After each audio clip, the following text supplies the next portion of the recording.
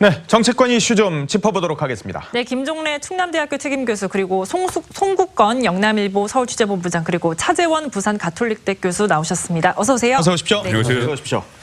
자, 최근에 기무사 계엄령 문건으로 군 분위기가 뒤숭숭해지자 문재인 대통령이 청와대에서 처음으로 전군 지휘관 회의를 소집했습니다. 화면으로 보도록 하겠습니다. 대통령께 대하여 경례.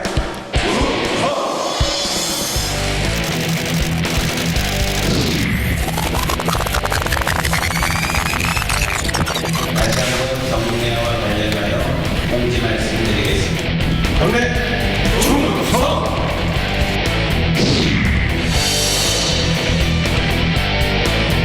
경영권 토는 그 자체만으로도 있을 수 없는 불법적인 일탈행위입니다.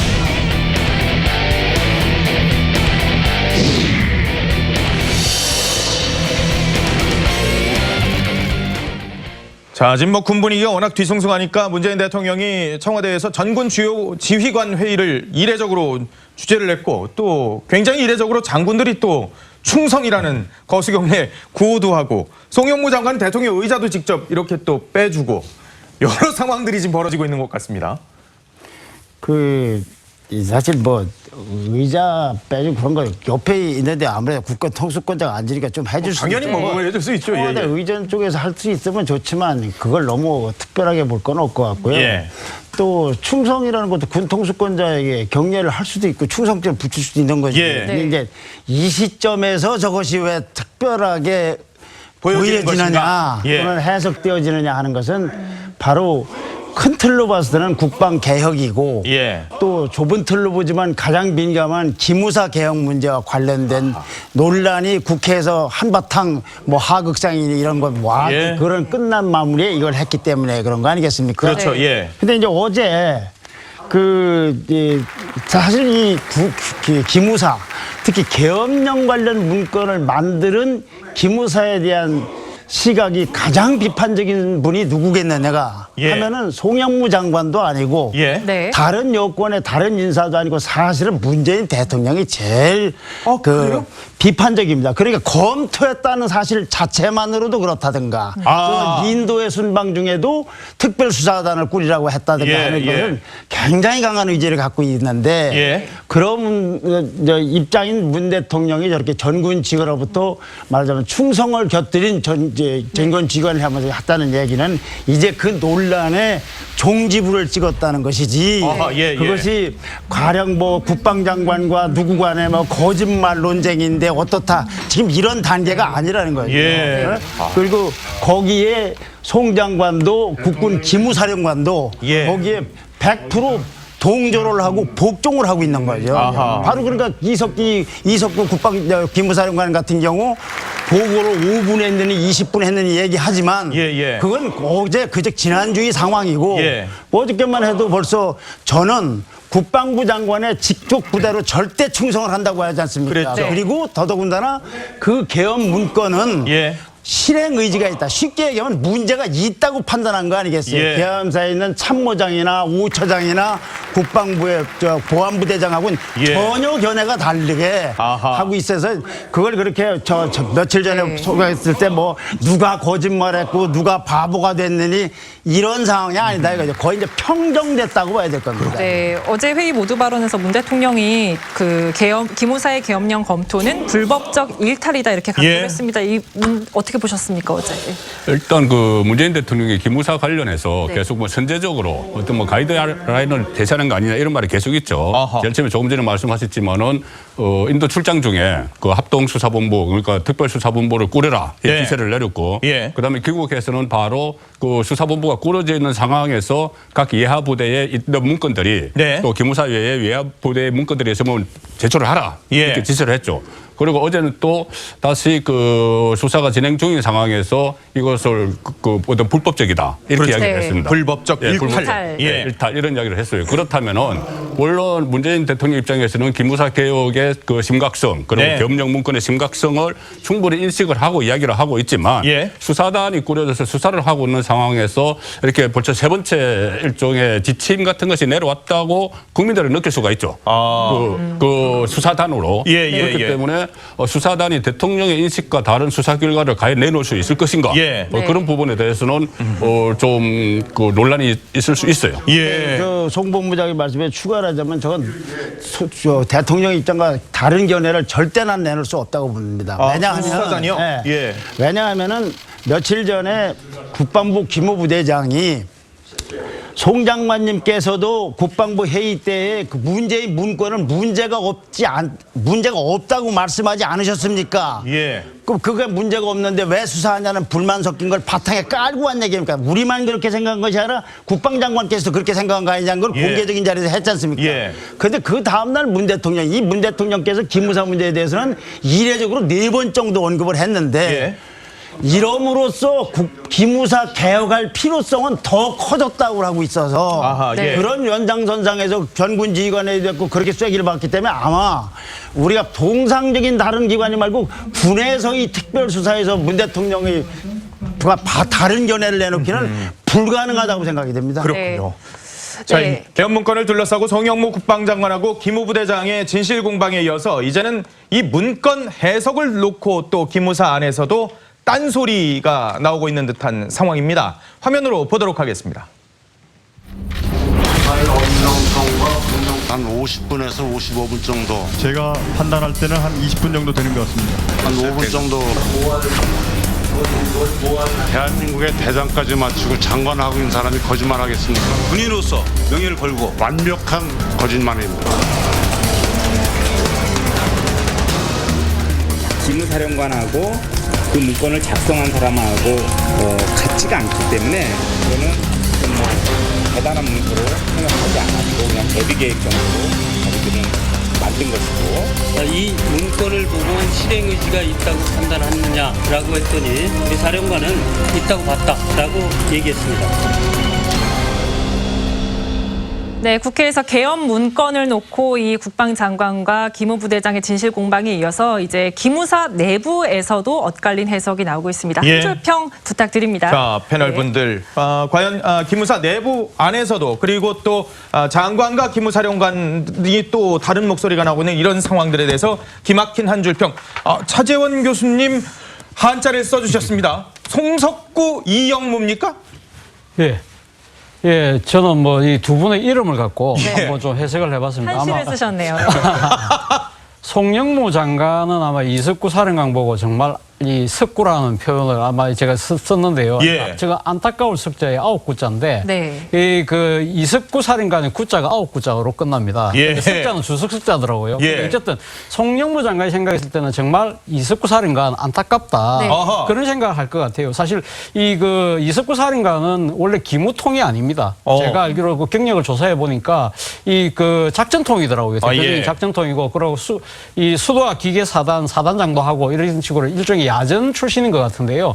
그렇기 때문에 아마 이 그 문재인 정부가 들어서고 나서 이석구 사령관 야전 출신 예. 작전통을 기무사령관에 임명했던 이유는 그동안 과거 정권 때 기무사령부의 여러 가지 일탈적인 행위들을 뭔가 개혁하라고 보내놨는데 네. 지금 하는 거 보니까 이번에 그 이 개헌문건과 둘러싸고 여러 가지 진실 공방이 벌어지는 과정에서 일종의 장관에 대한 항명 비슷하게 하면서 네. 소위 말해서 기무사의 조직적 저항에 조금 올라타고 있는 것이 아닌가 그런 의심을 갖고 있는 그런 안타까움을 자아내고 있다. 9번이나 안타까움을 그래서 석구군요. 송영무 장관은. 9번은 구는 예, 이석구 사령관 원래 그 이름이고요. 그 여기 대해서 아마 지금 이 이석구 사령관은 아마 송영무 장관 보고 길령자의 무장무 그러니까 이 영원한 힘쓸무자인데, 무사무. 예, 힘쓸무자인데 이거 그러니까 우리는 장관님이나 저는 똑같이 영원한 무장이다. 예. 그렇기 네. 때문에 그러니까 제가 이 사실은 이 개헌문건도 제가 찾아서 보고해드린 거 아니냐. 사실 그렇잖아요. 예, 원래 예. 이 군 내에 그 기무사령관 내에서 사령부에 누군가가 갖고 왔길래 그걸 딱 정리해서 바로 장관님께 장관한테 갖다 보고를 드렸고 했죠. 예. 네. 그랬는데 그리고 또 그 뒤에 여러 가지 그것도 빨리빨리 내가 다 보고 드렸는데 장관님이 판단 잘못해가지고 이렇게 정치적인 사건을 만들어 놓고 예. 왜 이제 와서 저한테 책임을 떠넘깁니까? 그런 이야기를 하는 거죠. 그리고 자신은 그 군인으로서 자신은 자기 업무에 다 했다고 예. 하는 이야기를 하면서 어제 국회 정보위에 나와서 그 이야기했어요. 나는 송영무 장관의 부하고 기무사령관은 장관에게 충성한다. 예. 그런 이야기를 했거든요. 그렇기 예. 때문에 본인 입장에서는 절대 그러니까 뭐 조직적 저항도 아니고 나는 있는 걸 그대로 밝혀서 그냥 갖다 줬을 뿐인데 예. 내가 억울하다고 이야기를 하고 있는 것 같아요. 그런데 이 두 사람의 이야기가 이제 서로 그 입지에서 보면 상대에 대해서 섭섭함을 가질 수밖에 없는 것이죠. 예. 그런데 어쨌든 제가 생각했을 때는 송영무 장관 입장에서는 상당히 이 계엄 문건을 둘러싸고 상당히 저는 심각한 사안이라고 보거든요. 아하, 예. 그런데 제 같은 이런 그 민간인이 그런 걸 느낄 정도인데 40년 동안 군 생활했던 사승 장군의 이 국방부 장관이 그 문건의 중요성을 이렇게 빨리 처리하지 못하고 아하. 이렇게 논란을 키운 부분에서는 상당히 저는 잘못됐다는 생각이 들고요. 네. 네. 이석구 사령관도 보면 이번에 이 국방위에서 그 백기문 부대장이 국회에 출석해서 예. 이 현직 장관에 대해서 바로 이 치받는 듯한 예. 그런 모습들을 보인 부분에 대해서는 사령관으로서 과연 제대로 지력을 발휘했느냐 네. 그런 안타까움은 같이 있는 것이죠. 그렇군요. 네. 송 본부장님은 군복 색깔의 거리감. 정군 지휘관 회의는 아까 국회에서 보면은 군인들 그 장성들의 옷 색깔은 좀 다릅니다. 예. 해군은 하얀색이고 뭐 공군하고 육군 다 색깔이 달라요. 그렇죠. 네. 같은 육군 안에서도 또 그 기무사와 일반 부대 또 달라요. 오호. 그러니까 이것은 뭐냐면은 지금 뭐 물론 핵심은 기무사 개혁이죠. 예. 그러니까 송영무 장관이 기무 개혁은 국방 개혁의 정점에 있다 이렇게 이야기했습니다. 예. 그래서 기무 개혁을 추진을 하고 있죠. 그런데 기무사는 그러니까 개혁의 당사자죠. 일단 저 이석구 사령관이 본인은 뭐 기무사 출신은 아니다라고 해도 기무사에서 20몇 년에 있었던 그 민명상 대령 같은 경우에 예. 상당히 거칠게 그 대항을 했죠. 대응을 예, 했죠. 예. 그렇기 때문에 기무 개혁에 대한 그 창과 방패의 그 싸움이기도 하지만은 네. 본질적으로 보면은 만약에 육군 대령이 그 육사 출신입니다. 만약에 국방부 장관이 육군 대장 출신이고 육사 출신이면 저렇게 할 수 있겠느냐. 그 생각은 들어요. 왜 그러냐면 아하. 어차피 문재인 대통령이 송영무 장관을 발탁을 한 것은 육군 중심, 육사 중심 체제를 좀 평등화시키겠다는 이야기거든요. 그렇기 때문에 해군을 발탁을 한 것이고 그리고 이번에 특별수사단장도 공군 대령을 임명을 했습니다. 예. 이런 차원에서 보면은 어쨌든 상군을 평등하게 한다는 그런 차원이기도 하지만은 그 과정에서 각 군사에 좀 갈등도 있는 것 같아요. 아하, 네. 그렇군요. 김정래 교수님. 네. 저는 태풍 속에 기무사가 들어가 있고 예. 그런데 거기에 저항하는 기무사맨들은 찻잔 속의 기무사맨들이다라고 생각이 됩니다. 찻잔 속의 기무사맨들이요? 요 며칠 동안 국회에서 벌어진 일과 언론에 보도된 걸 보고 보면 그 시청자분들이나 심지어는 텔레비에 나와서 말씀하시는 분들도 착각을 하기 쉬운 부분들이 몇 가지 부분이 있을 수 있는데 그중에서 이석구 사령관의 경우입니다. 이석구 사령관은 제가 여기다 기무사 맨들이라고 하는 게 이분은 기무사 맨이 아닙니다. 아하. 2017년도 9월 그러니까 문 대통령이 출범한 후에 임명된 비기무사 출신 지휘관이 온 거예요. 예. 이분은 골수 기무사맨이 아니에요. 아, 예. 그러니까 이 기무사령관과 기타 있는 참모장, 국방부 기무부대장, 오처장 이런 등등의 골수 기무사맨들하고는 다르다는 얘기죠. 다르다. 예. 거기서 이석구 사령관의 경우에는 나는 이 업무가 엄중하고 위중하다는 걸 판단했기 때문에 충분히 보고를 했는데 왜 날 보고 5분 동안 짧게 보고했다는 게 문제이지만 그러나 이 문건이 심각한 것은 이것은 실행 계획까지 있기 때문에 저는 전적으로 송영무 장관이나 청와대 뜻하고 같다라는 입장이기 때문에 기무사라는 뭉뚱그려서 해석하면 그동안에 해왔던 해설이나 설명이나 보도가 자칫하면 혼선이 있을 수 있다는 거예요. 아하, 근데 바로 골수 기무사맨들은 이건 누구나 당할 수 있듯 큰일 난 겁니다. 심지어 장영달 위원장이 있는 개혁 TF 쪽에서는 기무사를 거의 해체 수준으로다가 바꿔서 기능을 여기저기로 분리를 시킬 뿐만 아니라 민간인 수장을 앉히려고까지 지금 얘기를 했었어요. 맞아요. 그러면 수십 년 거기서 살아온 기무사맨들은 어떻게 되겠어요? 아하. 거기서 이분들은 저항을 하느라고 국회에서도 했지만 그리고 이 우리가 문건 갖고서 개혁하려고 하는데 문건 자체는 장관님께서도 지난번 회의 때 문제가 없다고 하지 않았습니까? 라고 하고 그걸 송영무 장관은 무슨 소리냐 안 했다고 하면서 거기서 충돌 지점이 생겼지만 그것이 다 논란이 일어나서 결국은 어저께 전군 지휘관 회의에서 사실 말이 그렇지 그동안 안 해서 그래서 그렇지 군 통수권자에게 군인들이 인사하는 방식은 거수경례가 제일 좋은 거 아니겠습니까? 예. 그걸 그 시점에서 한 것이 특별히 돋보이는 건 이런 논란에 대해서 확실하게 아하. 개혁한다 예. 쪽으로 갔기 때문에 예. 이분들이 별 저항을 한다 하더라도 안타깝지만이라고 예. 해야 될지 뭐라고 표현할 적절한 표현은 안 쓰겠습니다만 예. 찻잔 속에 태풍인 거고 기무사 맨들은 예. 네. 기무사는 이제 태풍 속으로 말려 들어가서 아하. 국가 무슨 정보 서비스 제공사령부가 될지 예. 국회의 감시에 밑에 두고 민간인이 할 줄 모르는 상황 속에 있는 거죠. 아, 태풍 속에. 네, 거기서 예. 기무사령관은 골수 기무사맨들하고는 입장과 이해가 다를 수 있다. 아하, 그렇군요. 네. 앞서 그 김종래 교수님이 군 조사단이 대통령과 절대 다른 이 결론을 낼 수 없을 것이다라고 했는데 절대라는 표현은 저희가 생략을 취소를 하도록 하겠습니다. 다음 주제로 가보도록 뭐 하겠습니다. 지나쳤다면 저도 조절해야 되겠습니다. 예. 죄송합니다. 다음 주제로 가보도록 하겠습니다. 정정하겠습니다. 네, 문재인 대통령이요. 지난 26일 저녁에 서울 광화문 생맥주집에서 시민들과 깜짝 그랬었죠. 만남 행사를 예. 가졌는데 그런데 청와대가 홍보한 청년 구직자가 이전에도 등장했었던 청년이어서 또 이 부분이 논란이 되고 있네요. 겹치기 네. 출연 이런 표현까지 나오던데요. 어떻게 봐야 됩니까, 네. 성공 부장님? 일단 겹치기 출연이라는 오늘 그 신문기사 제목이 있었죠. 예. 그러니까 원래 9명, 청와대에서 9명을 소상공인하고 뭐 저기 전업주부 다 이렇게 포함을 했는데 경절 단절 주부 예. 여러 명을 9명을 초청을 했는데 전부 다 그 대통령이 오늘 줄 모르고 있었다 이렇게 예. 홍보를 네. 했죠. 그런데 그 중에서 배모 씨라는 분이 작년 그 대선 무렵에 대선 때, 예. 작년 대선 때 문재인 그 후보가 그 찾아갔었죠. 그 노량진 공무원 시험 거리에. 공무원 시험관에 찾아가서 빨래방에 가서 같이 소주도 마시고 했는데 예. 그 청년이 어제 포함이 돼 있었다는 것이죠. 아하. 그러니까 이것이 그러니까 청와대가 해명을 했습니다. 원래 그 전에 이 대통령 온다는 걸 알고 있는 사람은 배모 씨 한 사람뿐이었다. 예. 그리고 그 전에도 미리 만났던 사람이 직업은 어떻게 지내고 있는지 그 확인하는 차원이었다. 이렇게 예. 이야기를 했는데 처음부터 그렇게 이야기한 것이 아니고 저것이 그 한국당에서 김성태 원내대표가 예. 네. 문제를 제기를 하니까 그렇게 이야기를 한 것이죠. 물론 그 부분 하나고 또 하나 어제 논란이 됐던 부분은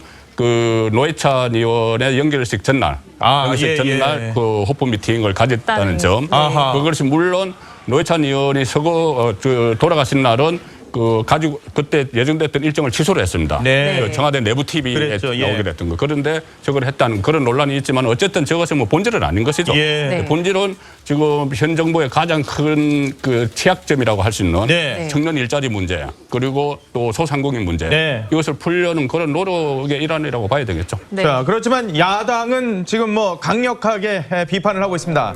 들어보도록 하겠습니다. 세상이 좁은 것인지 아니면 박현민 비서관의 기획력이 다한 것인지 문재인 대통령께서 언제까지 이런 쇼통으로 국민들의 마음만 가져가려고 하는 것인지 지켜보겠습니다. 뭐 청와대는 과거 인연 다시 만나는 콘셉트였다 이렇게 말을 했는데 예. 그런데 꼭 빨래방 청년을 다시 섭외할 필요가 있었을까 아니면 이런 뭐 생각이 미리 좀 듭니다. 얘기해줬어도 뭐 크게 문제는 없었을 건데. 미리 섭외했다고 예. 뭐 알렸다던가 그래도 됐을 법했다고 청와대 생각이 드는데요. 입장에서는 네. 아마 이분이 그러니까 이제 지금 빨래방에서 그 아르바이트했던 이 청년이 요즘은 또 저 편의점에서 아르바이트를 하고 있다고 그래요. 예. 그러다 보니까 이제 편의점 알바생들의 또 그런 문제들 또 아마 나름대로 경청을 하고 싶었던 모양입니다. 그러다 보니까 아마 저 청년을 또 데리고 왔고 그리고 또 이 그 기자들한테 설명하고 또 현장에서 이야기할 때 이분들은 전에 대통령께서 오시는 걸 몰랐다고 이야기했던 청와대 관계자 역시 본인은 저분이 겹치기 출연인 줄 몰랐대요. 예. 아무도 이야기를 안 해줘갖고 본인도 그래서 실수했다는 이야기를 합니다만은 그래서 사실 뭐 저런 겹치기 출연 때문에 사실 대통령이 사실 현장에서 시민들의 그러니까 생생한 목소리를 듣겠다는 취지 자체가 상당히 어떻게 보면 흠집이 난 부분은 사실 청와대 입장에서도 상당히 유감스럽겠죠. 그런데 문제는 이러한 것이 그러니까 야당의 주장대로 이제 쇼통이냐 보여주기식 그거냐느냐 그럼 만약에 그렇다고 한다면 진짜 이것은 뭐 근데 뭐 상당히 오히려 원래 행사를 하려고 했던 노여는 정반대의 결과를 가져올 수 있겠죠. 그러나 결국은 저는 뭐 대통령께서 직접 현장의 목소리를 들으려고 하는 거, 그리고 또 본인이 지난 대선 과정에서 퇴근길에 시민들과 상당히 어울려서 이야기도 듣고 하겠다는 약속을 지킨다는 그런 측면에서는 뭐 저는 뭐 긍정으로 바라볼 필요가 있다. 그러나 이제 지금 그 현장에서 목소리를 들으면서 대통령이 이런 말씀하셨어요. 뭐라고요? 구조적 개혁이 참 힘들다. 정부도 어렵다고 이야기를 하면서 최저임금, 고용안정 이런 것들이 대통령 의지만으로는 되지 않는다. 그래서 국회 입법이 필요하다. 카드 수수료, 가맹점 수수료, 상가 임대료, 일자리 안전자금 이런 것들을 전부 다 하려고 하면 국회에서 뭔가를 도와줘야 된다고 얘기를 했는데 어차피 지금 그 야당이 오늘 이번 행사에 대해서 상당히 문제를 제기를 하고 있다는 것 본다면 야당 입장에서는 대통령이 쇼를 한다고 보는 거 아니겠습니까? 그렇다고 한다면 그러면 대통령이 바라는 국회에서의 원활한 입법이 쉽지는 않을 거 아니에요. 그렇다고 한다면 저는 대통령께서 서민의 현장을 찾아가고 저를 목소리 듣는 것도 중요하지만 그에 못지않게 야당의 이야기를 듣고 야당을 설득하려는 그런 노력도 동시적으로 병행하면 어떨까 이런 생각을 해봤습니다. 그렇군요. 알겠습니다. 다음 주제로 가보도록 하겠습니다. 자, 메가더 장군 동상에 불이 난 일이 발생했습니다. 바로 인천 자유공원에 있는 메가더 장군 동상에다가 평화협정운동본부의 회원들이 불을 지른 건데요.